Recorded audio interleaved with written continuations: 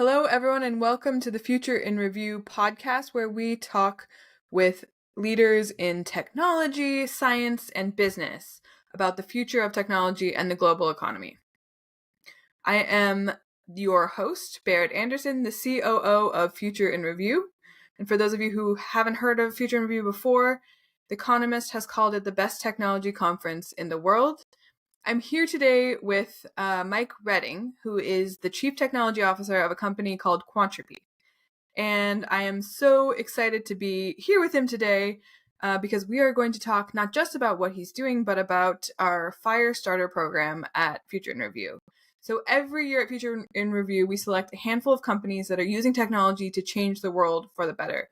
We turn down a lot of ideas and suggestions, and because we don't actually believe that, they might be an interesting company, they might be doing something unique, but the impact is not necessarily, to our mind at least, positive.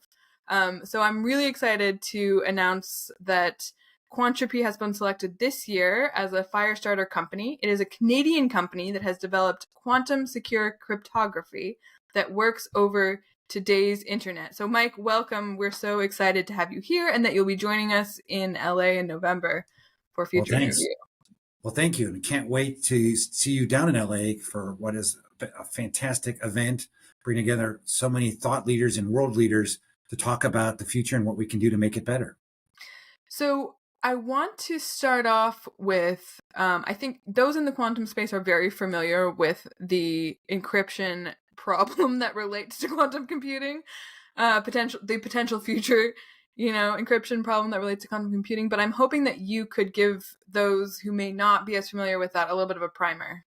Sure. So why is the potential discovery of quantum computing so important from a national security perspective, especially? Sure. Absolutely. So the internet as we know it today, that powers the global $50 trillion a year digital economy, is secured through encryption technologies. And the great news, in particular, asymmetric encryption or public key infrastructure, PKI, different names for the same thing. How do you establish trust between any two parties? I'm me, you're you. We can trust each other. And then we share a secret, which we then use to encrypt all the data in motion, data at rest, so that people we don't want can't have it. Great. Problem is, Nobel Prize winner Peter Shor came up with use of quantum computers to do a mathematical thing, which is factor prime numbers, which has a lot of great uses, but unfortunately, it would ultimately break the current encryption we use for that establishment of trust and that key exchange. Now, to do that, you need a really big quantum computer, millions of qubits with a circuit depth in the billions. And he proposed this in the 90s. And even now in the 20s, we're still quite a ways away from that device. But it's coming because, as we know, quantum technology advances every day. So governments around the world have started the process to say, how do we replace today's standards with new cryptographic standards that will be quantum resistant? That's lovely when they had decades to do it. The problem is the timeline is accelerating because of what I like to call the unholy alliance of quantum tech with everybody's favorite, AI. When you mash those two together, there's been a number of research over the past 9 to 12 months that have shown we can radically change the nature of what we need resource-wise to actually attack the fundamentals of the internet. And as a result, groups like Gartner, E&Y have now said, instead of it being a decades problem, it's a this decade problem. In fact, one global bank internally predicted we would see the first breaches no later than 2027. And so the challenge is what was once a long-term theoretical problem is becoming a short-term tactical, almost day zero breach. Yeah. And personally, from what I've heard, I think it may actually happen much sooner, possibly than 2027. Well, actually, in fact, just 2 weeks ago, there was a paper funded by the U.S. Air Force in a public forum under DISA from a company called MEM Computing out of San Diego, where they looked at just even using today's silicon techniques, they had a roadmap to build a chip on an ASIC that would break the current, gold standard RSA 2048 in sub-second time using nothing but classic manufacturing techniques. So And they said that if they had just kept working on it, they would have a working version of that inside of 2 years. So what I'm hearing from you is that, and I think it's important to put this into context for those who are not encryption experts, which is basically what we're describing is what underpins the security that we currently feel when we're making online transactions, buying things online, any kind of online purchasing or economic activity relies on this current standard of encryption. Yeah, And so and to what put it, you're oh, sorry. describing would basically fundamentally allow that to be undermined. Yeah, so right now it's used about 1 trillion times a day, so that's a lot. HTTPS, it's the S. Mm-hmm. Hey, have you ever DocuSigned anything? Guess what? Mm-hmm. You're using it. So the challenge is any website can be compromised or faked. Any digital signature. Hey, the bank says you owe them 1 trillion. You say I owe you nothing. You say you own that house. I say I own that house. Every digital signature going back to the 90s can be forged or deep faked. Every transaction can be compromised and all data can be read.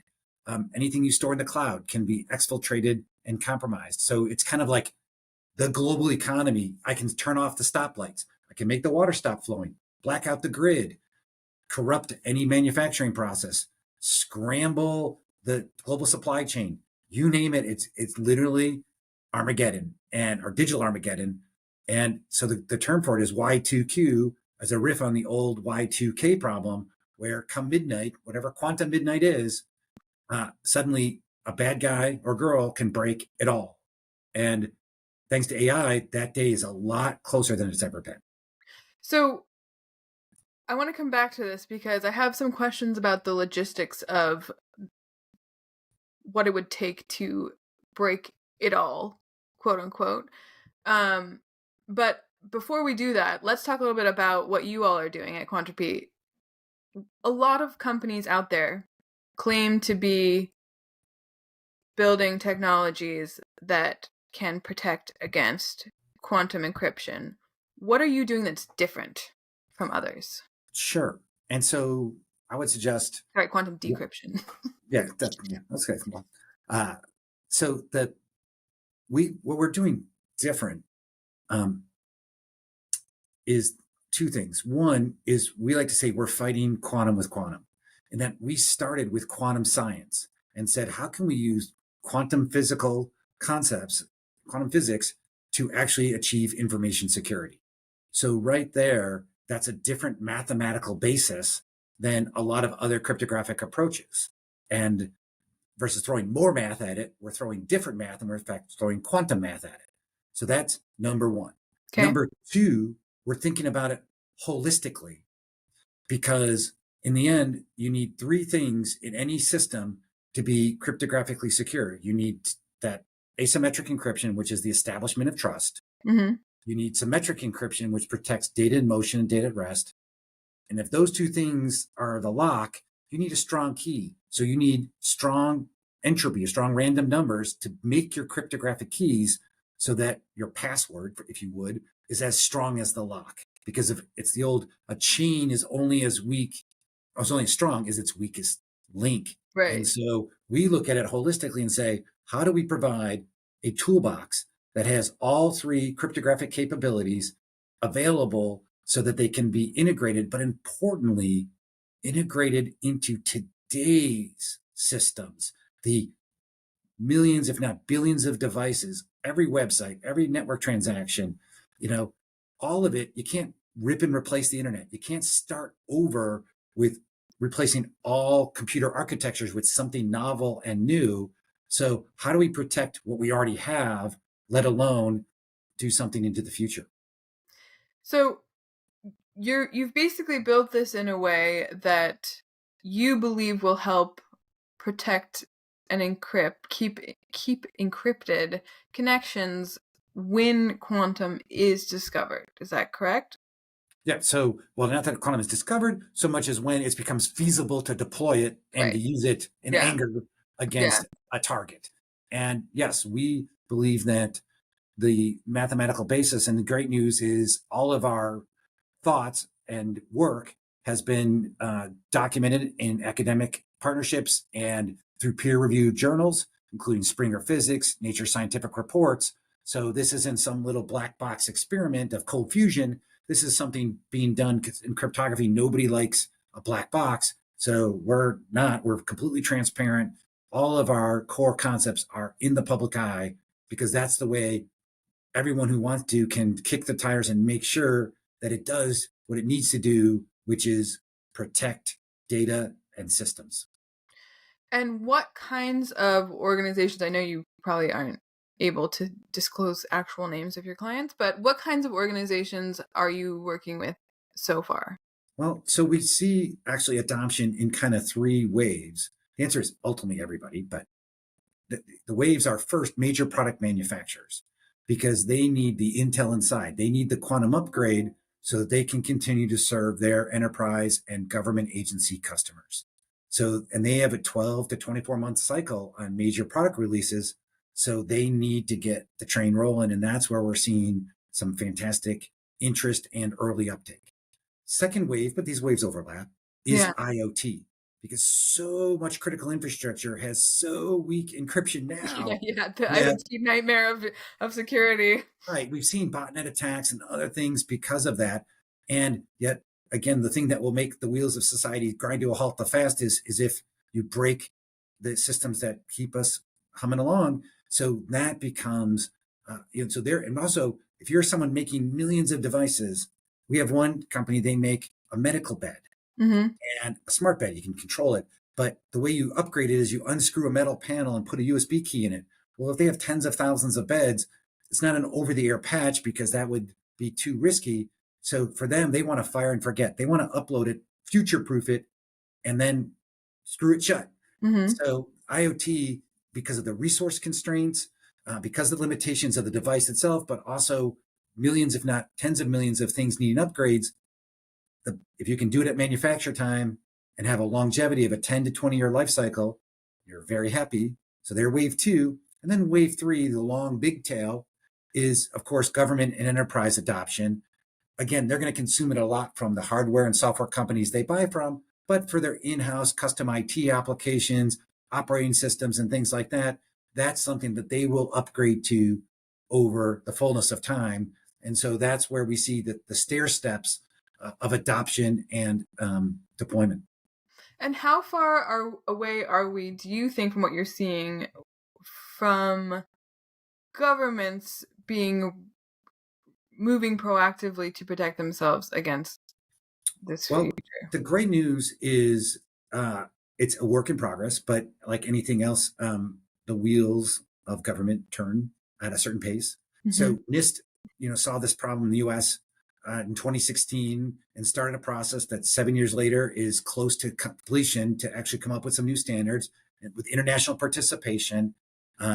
Groups like IETF, the Internet Engineering Task Force, have started to look at especially around things like IPsec VPNs, where they can come up with specifications that are independent of those algorithms, but use strong random numbers to achieve post-quantum security. And they've already started to publish standards. So again, we can engineer the internet around these things. The U.S. government passed a law last year requiring that a year after the NIST candidates are final, that U.S. procurement needs to start buying those upgraded products. So creating marketplace demand. Yeah. So the good news is, I mean, and just to go back to the NIST thing for a second, my understanding is that what they did was to put out kind of like a public call for new quantum, post-quantum encryption technologies and tactics. Right. So again, of the three legs of the stool, they specifically focused on asymmetric encryption, key exchange, and digital signature. They put it out a call. They took all comers. They've gone through 4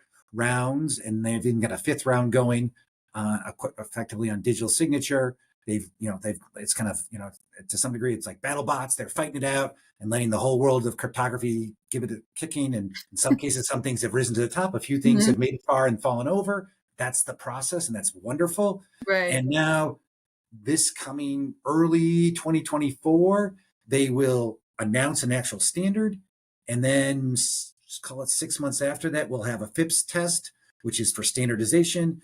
And by about this time next year / early 2025, we'll start to have the first FIPS certified products available in the market. So we're a little over a year away from certified products, but the challenge is in some cases, those new algorithms are going to be big and heavy. And in some use cases, especially edge and IoT, maybe there'll need to be lightweight versions that are not yet created. So it's not going to be a one size fits all, solution. It's probably going to be more like the old 80/20 rule. So of what you're seeing, being developed through that process, how would that fit in with the existing internet architecture? And and how does that compare? Because I think my understanding is what Quantropi does is really kind of this more, to your point, it's more lightweight. You can deploy it now. It's kind of ready to go and ready to roll out. And then we've got this potentially heavier weight product or products coming out of this NIST process. How do you see those two things working together? With they have different applications, different use cases? What does that look like? No, that's a fantastic question. And so the challenge is everyone would like, and you need universal standards because that's how my browser can connect to a random website securely, right? Right. So that's why you got to have standards. But it can't unfortunately be just FiRe one magic silver bullet, because unfortunately that magic silver bullet is much heavier than the ones it would replace. Now they're designed to fit into the same protocols, so they fit in the place, but it's like kind of saying, well, I'm going to swap the engine in your car, but the engine's going to weigh more and use more gas and go slower, but you'll still drive. Right. And it still fits, but it's just, you don't get the same performance. And so in fact, Google just released a version of Chrome with a pre-release, even though the standards aren't published, they put it in there because they said, and it's optional, but they said, if you turn it on, you should turn it on because it's probably going to break parts of your internet infrastructure. And it's better to find it out now when you can fix it than have to turn this on under duress and then find out your internet broke. And so what we do is, again, so the concept that people have said theoretically for years, but is now coming true, is this idea of crypto agility, where you're going to have to be more dynamic in your choices and use the right tool for the right job, because it's not going to be samey across the board. And so our product will offer, of course, those NIST standard ones, because that's table stakes, but our novel algorithms, which again come from a different mathematical basis, because they're lightweight and have a completely different performance profile, will be for those customers or those applications where they have the latitude to adopt something that isn't just the standard, because it's a closed ecosystem. They might own both ends of the pipe. It's a private transaction. Medical devices, great example. The pacemaker talks to the manufacturer's cloud service. That's a private connection. It's not me browsing the internet. My pacemaker doesn't browse the internet. Yeah. And so the net result is I can put a novel private algorithm, as long as it's got the the cryptographic analysis that proves it's secure. And that's all the FDA requires. And then as a result, I have a robust, lightweight, high performance, so that my heart keeps ticking. That's a great example. So we'll fill in those edge cases with our novel, but down the middle will be the standards based. And in some cases, like a regulated industry, like a banking, they're legally obligated to only use the NIST algorithms. So they'll use that and they'll just throw more horsepower at it. But other places, you can't. So, you all are how long have you been around as a company? So we're 5 years old. Okay. And what, part of the position of that's a pretty long time for a startup company, which is great. Well, but the challenge for us is we're deep tech. And so a lot of that 5 years, it seems like it's both long and short, has been in doing the fundamental research, Right. doing the academic partnerships to validate the concepts, IP development, and productization. So the great news, our product is commercially available just in time for this market to emerge. Right. So it's the old, chicken and egg a bit, but we've got the tech, and now the market is starting, unfortunately, thanks to the threat vectors accelerating, the market is starting to materialize, and we're hoping to then bring ready to go, hardened, commercial grade tech and not science projects and slipstream it right into, global organizations and national defense. And if I am, like, let's say, so it sounds like you're at a point where you are ready to start delivering product. You are already delivering product, is my Correct. understanding. We are You're already getting ready to start scaling that up a little bit. delivering more product. Let's say that way. Yeah. Is there, so who would be buying your product, and how, like, if I'm listening to this podcast, this conversation, how do I know if I need Quantropi? Well, Who is Quantropi a good fit for, and who would be buying it? Well, it all comes down to, do you have data Mm-hmm. that, if accessed by an unauthorized party, would damage your business or your security, right? Your national security, right? Do you have secrets or information that is material and confidential that has value over the next 3 to 5 to 10 years?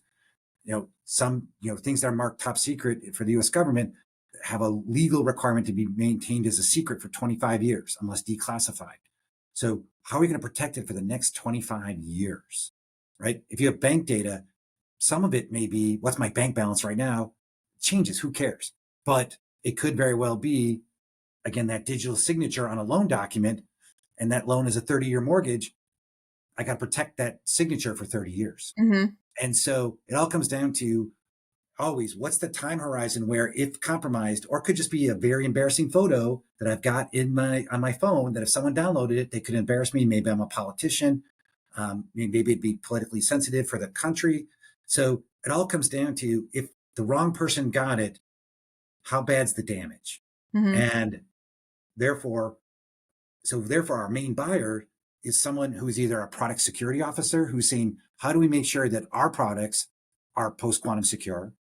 I'm a CISO at an agency or an enterprise that says, again, or a CIO that says, Mm-hmm. how do we make sure that our business is protected? We're selling umbrellas and the storm is on the horizon. And so the question comes down to, but the clouds maybe haven't quite formed, because it's a Right.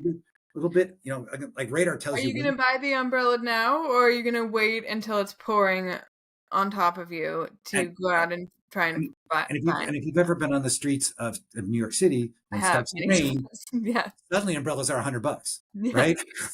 A $3 Well, umbrella becomes $25, $50, depends on how hard it's raining. yeah, the umbrella vendors tend to disappear when it's actually raining. No, Well, they don't actually, but yeah. but you get the point, that suddenly, but again, you don't want to do this under duress, because it's everything you use. And therefore, yeah, you're already likely to. and so it's a risk reward. It's an all risk reward calculation. And it comes down to, if you have data, because again, the big problem is not just the real-time breaches of the future, but the steal now, crack later. Every time you read about someone's network and data getting stolen, if the CIO or the CISO or the company says, or the agency says, oh, it's okay, it's encrypted for now, Not. forever, and therein lies. So like a couple of years ago, there was a breach of on-premise Exchange servers, and 350,000 Exchange servers had all the emails on them exfiltrated to a foreign country. Mm-hmm. And US and Canada attributed it to a Chinese actor. Now they're all encrypted with the encryption of 3 years ago. Sometime in the next few years, that actor will have the tools to decrypt it all. And again, in 5 years, 99% of the email, who cares? 1% of it, national secrets, embarrassing financial or political data, that's still got value. They'll use AI to read it all and find the gold nuggets. And suddenly that breach has real economic and national security consequences. Now, Mike, I want to bring up one other thing that we haven't mentioned yet today, which is because by the very nature of this problem, when some nation state or company solves it or achieves, that next level of quantum computing that would allow this to happen, no one's going to know about it, right? If they're doing a good job of what they're not going to be shouting it from the rooftops, because as soon as everyone knows about it, their protective and defensive stance comes up, their encryption improves, becomes harder for whoever has this capability to use it. And so therefore, I think it's important to note that this is one of those problems that, could have been already cracked already, technically. Probably not, but we won't necessarily know when it happens, right? And so we know, and I've mentioned a couple examples of it, but we know about the state of the art of the attacks from public research organizations. Mm-hmm. We don't know the state of the art of the attacks from secret government-sponsored laboratories. Right. So if the public information says that using publicly available methods, you could do it in 2 to 3 years, what can you do if you've got a government of any size throwing resources at it? Is it still 2 to 3 years away, or is it 2 to 3 years ago? We don't know. So that's why, again, it comes down to, unfortunately, it's one of those, it's like a class of advanced persistent threat. You don't know when you've been breached and when you're, but the question could be, already could be happening. So when do you shut the gate before the horse gets out? You try. And that's why we think it's not something you can just sleep on for another few years till the breach is proven, because by the time it's publicly proven, privately, probably more than likely, more than too late. Yeah. Well, Mike, thank you so much for your time today. This has been a really fascinating conversation. I am very much looking forward to having you all at Future in Review this year. And, as is like our name, we do very much look to what can we anticipate coming up in the future, and how do we help our audience and our community protect themselves against potential future threats. So Quantropi, I would say, is a perfect example of one avenue for doing that, and we're so excited to have you all join us this year. Well, thank you so much.